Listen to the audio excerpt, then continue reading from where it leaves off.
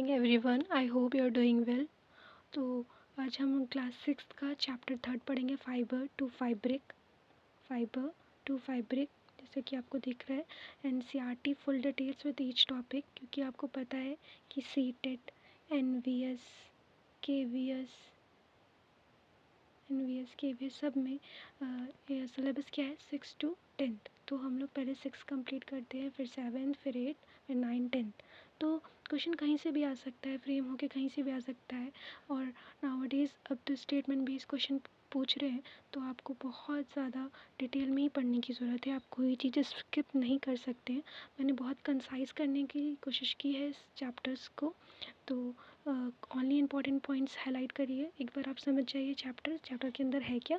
बाकी सब एक बार आप मेरे पढ़ाने के बाद एक बार आप एनसीईआरटी पढ़ लीजिएगा, आपको टोटल समझ में आएगा। Okay, so let's proceed in the chapter. कि समझ लीजिए कि हम लोग मार्केट गए हैं, मार्केट में शॉपकीपर हम लोग को ये फैब्रिक दिखाते हैं, अलग अलग डिफरेंट तरह की कर्टन्स है और बेडशीट्स हैं, और ये बहुत सारा आपको ये बंडल तो दिखता ही होगा मार्केट में। तो ये सारे क्या हैं, ये हैं फैब्रिक। जब भी हम शॉपकीपर की शॉप पे जाते हैं तो वो हमसे पूछता है कि आप लोग को कॉटन फैब्रिक चाहिए कि वुलन फैब्रिक चाहिए, किस तरह का फैब्रिक हम दिखाएं। तो आप ये देखिए आगे क्या है कि जो फाइबर है, फाइबर्स को हम लोग क्लोथ्स भी कहते हैं। फैब्रिक क्या है, एक फिनिश गुड है, जैसे कि हमारे पास वस्त्र है। फैब्रिक के बाद फैब्रिक बनता है किससे है, यान से बना होता है, और यान किससे बना होता है, फर्दर फाइबर से बना होता है। ओके, कभी कभी आप देखे होंगे कि आपने ड्रेस पहना है, वहाँ से लूज थ्रेड निकल जाता है, वही क्या होता है, वही यान होता है। वो क्या होता है, यान होता है। आप यहाँ फ़ोटो में देख लीजिए यान कुछ इस तरह से दिखता है। फिर यान जो है वो यान किससे बना है, फाइबर्स से बना है। तो हम लोग देखेंगे कि फाइबर्स क्या होते हैं। फाइबर्स ये आपने अक्सर ऑब्ज़र्व किया होगा कि जब आपकी मम्मी या आपकी नानी बोलती होंगी कि आप सुई में धागा डाल दीजिए, तो ये थिनर स्ट्रैंड भी निकल के आ जाते हैं। इसी को हम लोग फाइबर्स कहते हैं। तो हम कह सकते हैं कि फैब्रिक जो है वो किससे बना है, वो यान से बना है। जो लूज़ थ्रेड हमें अक्सर हमारे ड्रेसेस में मिलते हैं, और यान भी है किससे मिलके बना है, फर्दर थिनर स्ट्रैंड। किससे, थिनर स्ट्रैंड से मिलके बना है, उसे क्या कहते हैं, फाइबर्स कहते हैं। ठीक है, अब ये फाइबर्स मिलते कहाँ से हैं, कहाँ से हमारे पास पहुँचते हैं, तो ये पूरा चीज़ आपको यहाँ देखने को मिलेगा कि फाइबर्स दो तरह के होते हैं, एक नेचुरल फाइबर्स और एक सिंथेटिक फाइबर। देखिए क्लास 6 में आपको प्लांट फाइबर्स के बारे में पढ़ाया गया है, और क्लास 7 में आपको एनिमल फाइबर्स के बारे में पढ़ाया गया है, और 8th में सिंथेटिक फाइबर्स के बारे में पढ़ाया गया है। तो हम लोग 6th में प्लांट फाइबर्स पर ही फोकस करेंगे, फिर 7th में एनिमल है, फिर 8th में, फिर फर्दर उसको कंप्लीट करेंगे तो देखेंगे।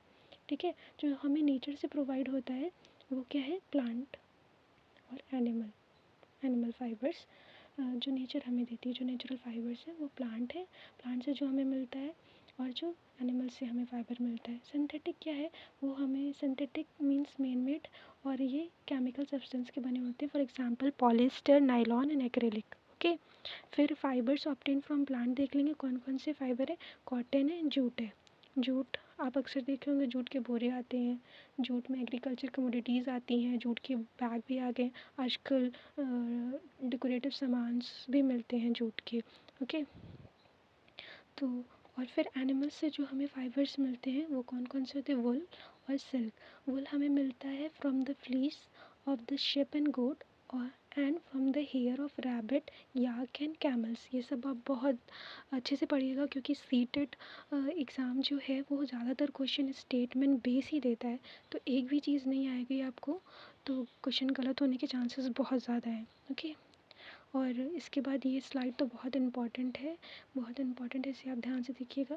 जो प्लांट फाइबर्स हैं वो है कॉटन एंड जूट। अब कॉटन ग्रो कहाँ करता है, वो ब्लैक सॉइल और वार्म क्लाइमेट में ग्रो करता है, और ये किस तरह का क्रॉप है, खरीफ क्रॉप है। क्या, खरीफ क्रॉप है, रेनी सीजन में ग्रो करने वाला क्रॉप है। और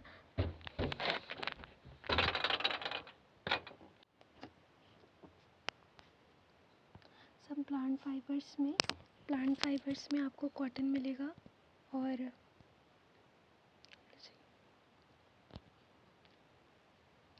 सम प्लांट फाइबर्स में हम कॉटन पढ़ेंगे। ये इंपॉर्टेंट स्लाइड है तो आप इसे ध्यान से देखिएगा। कॉटन में भी ये पूछते हैं कि कहाँ कहाँ ग्रो हो सकता है, तो ब्लैक सॉइल और वार्म क्लाइमेट चाहिए कॉटन को ग्रो करने के लिए। और किस तरह की क्रॉप है कॉटन, एक खरीफ क्रॉप है। खरीफ क्रॉप मीन्स रेनी सीजन में ग्रो करने वाली क्रॉप। और कौन कौन से स्टेट में ग्रो हो सकता है, गुजरात, महाराष्ट्र, पंजाब और बहुत बहुत जोन है। नॉर्थ जोन में अलग है, साउथ जोन में अलग है और सेंट्रल जोन में अलग है। तो ये जो मेन है, गुजरात अभी लार्जेस्ट प्रोड्यूसर है कॉटन का। फिर कॉटन क्या है पार्ट का, कॉटन इज़ अ फ्रूट। ये ज़रूर क्वेश्चन पूछ सकता है कि कॉटन क्या है। ओके, उसके बाद आप ये डायग्राम देख सकते हैं अच्छे से अंडरस्टैंडिंग के लिए। ये रहा कॉटन का प्लांट और ये कॉटन बॉल ऐसी है, जब मैच्योर हो जाती है तो इस तरह से बर्स्ट हो जाती है। ये देखिए आपको ये जो कॉटन बॉल्स की जो फील्ड है वो ऐसा लगता है look as if covered with snow. Okay, ये कॉटन बॉल्स की पिक्चर है। ओके, फिर आपको गिनिंग मिलेगा। गिनिंग क्या होता है, fibres are separated from seeds. जब फाइबर्स को सीड से निकाल जाता है उसी प्रोसेस को क्या कहते हैं, गिनिंग कहते हैं। गिनिंग ट्रेडिशनली हैंड से होता था, जैसे ये वुमेन कर रही हैं, ये गिनिंग कर रही है, सीड्स निकाल दे रही हैं और जो कॉटन है फाइबर्स, कॉटन फाइबर को अलग कर ले रही हैं उसी को। अभी मशीन से भी होता है।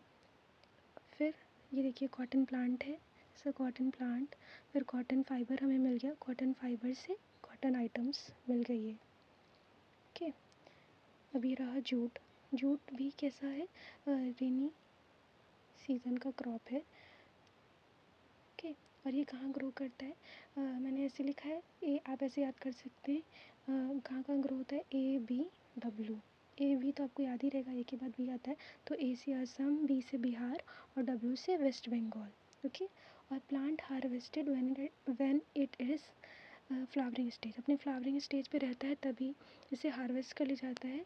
ऐसा इसलिए होता है क्योंकि फ्लावरिंग स्टेज में जब ये रहता है तो उसके पास बहुत ज़्यादा फाइबर्स भी अवेलेबल रहते हैं और बहुत ज़्यादा लस्चरस और इलास्टिसिटी भी रहती है, तो इसीलिए फ्लावरिंग स्टेज पर ही कर लेते हैं। अगर ऐसा नहीं करते तो क्या होता है कि फाइबर्स भी कम मिलते हैं और इसका लस्चर और इलास्टिसिटी ख़त्म हो जाती है। फिर क्या आता है, जूट फाइबर जो है is obtain from the stem of jute plant. ये जूट प्लांट आपको दिख रहा होगा, ये जूट प्लांट है और ये जूट प्लांट का जो स्टेम है ऐसे ऐसे दिख रहा है ये। फिर इस स्टेम को तोड़ने के बाद पानी में इमर्स कर देते हैं, इससे ये बहुत दिन तक सड़ता है। फिर आपको इस तरह से ये फाइबर्स निकाल लेते हैं। फिर spinning of cotton yarn. Spinning क्या होता है, the process of making yarn from fibres is called spinning. जब हम फाइबर्स से यार्न बनाते हैं उसी को क्या कहते हैं, स्पिनिंग कहते हैं।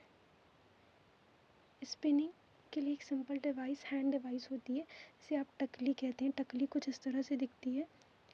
और ये चरखा तो आपने देखा होगा कि महात्मा गांधी जी ने इसे इस्तेमाल किया था जब ब्रिटिशर्स आए थे। ओके, कि हम अपना ही प्रोडक्ट इस्तेमाल करेंगे। और इसके लिए एक ये NCERT में लाइन दी है, to popularise and promote Khadi, government of India constituted body call Khadi and village industry commission in 1956। एक बार आप ये भी ध्यान ही दीजिएगा, ये पूछ सकता है। अब हम लोग फाइबर से यार्न बना चुके हैं, अब यार्न से फैब्रिक बनाना है हमें। ठीक है, तो उसका एक दो प्रोसेस होता है, या आप वीविंग कर लीजिए या निटिंग कर लीजिए। वीविंग में क्या होता है, the process of arranging 2 sets of yarn. 2 sets of yarn आपको लेना है together to make a fabric.